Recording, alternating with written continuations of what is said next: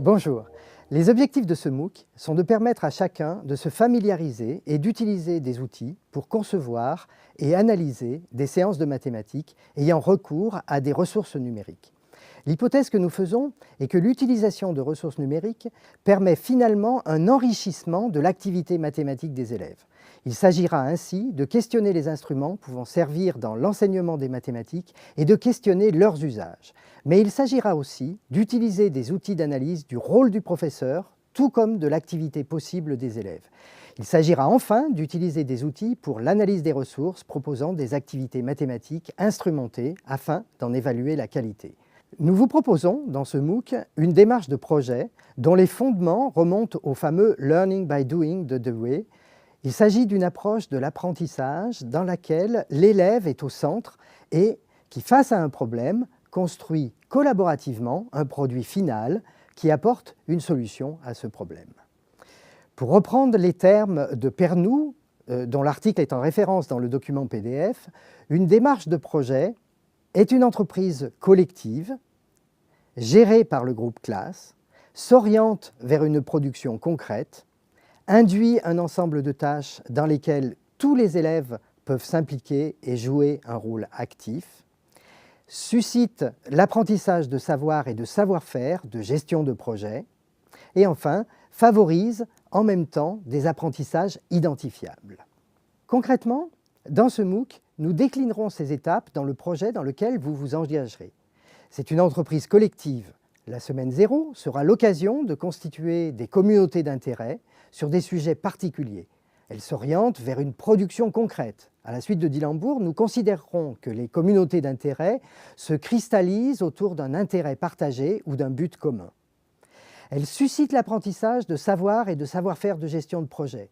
Nous vous invitons ainsi, tout au long de ces semaines, à construire des activités pour votre classe en les analysant grâce aux outils fournis.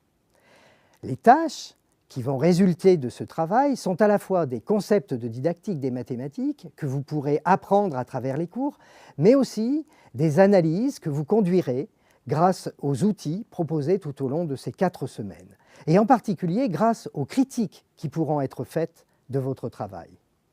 Elle favorise en même temps des apprentissages identifiables de savoir et de savoir-faire de gestion de projet. C'est le sous-groupe de projet qui constituera le cadre de votre projet. Et enfin, une démarche de projet n'a de sens que si des apprentissages peuvent être identifiés. Être capable de concevoir une situation d'apprentissage, ayant recours au numérique, savoir analyser une telle situation, comprendre les apports, mais aussi les contraintes de l'introduction d'un outil numérique. Ce sera le rôle de la semaine 4 et de l'évaluation croisée.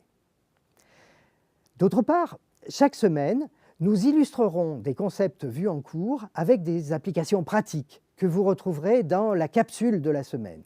Il s'agira de regarder une situation, un problème, une difficulté d'enseignement, etc., à l'aune des notions plus théoriques qui auront été vues dans les différents cours de la semaine, mais surtout avec une finalité pratique d'utilisation en classe. L'idée de capsule est de promouvoir une réflexion sur l'usage d'un outil numérique dans une situation mathématique, ce qu'il peut apporter et comment il peut être possible de mettre en œuvre dans la classe une telle situation. Une capsule sera présente chaque semaine et fera référence au thème des cours de la semaine. Elle permettra de lancer un débat pour mieux comprendre et pour mieux approfondir la discussion proposée. Pour ça, il est nécessaire d'expérimenter la capsule en profitant d'un vrai moment d'activité. Dans cette semaine 0, la première capsule concerne le petit extrait vidéo que vous avez vu dans le teaser de ce MOOC et qui montre un pavage du plan déformé grâce aux possibilités offertes par la géométrie dynamique. Comment peut-on s'en servir en classe? Qu'est-ce que la technologie crée comme problème mathématique intéressant à faire étudier? En lien avec le projet, comment cette situation mathématique pourrait-elle être développée comme un projet de ce MOOC? Autant de questions qui sont mises en débat dans cette capsule. N'hésitez pas à utiliser les fils de discussion pour analyser, proposer des scénarios, des mises en œuvre et pourquoi pas pour démarrer un projet qui pourra courir tout au long de ce MOOC. Bonne semaine en notre compagnie.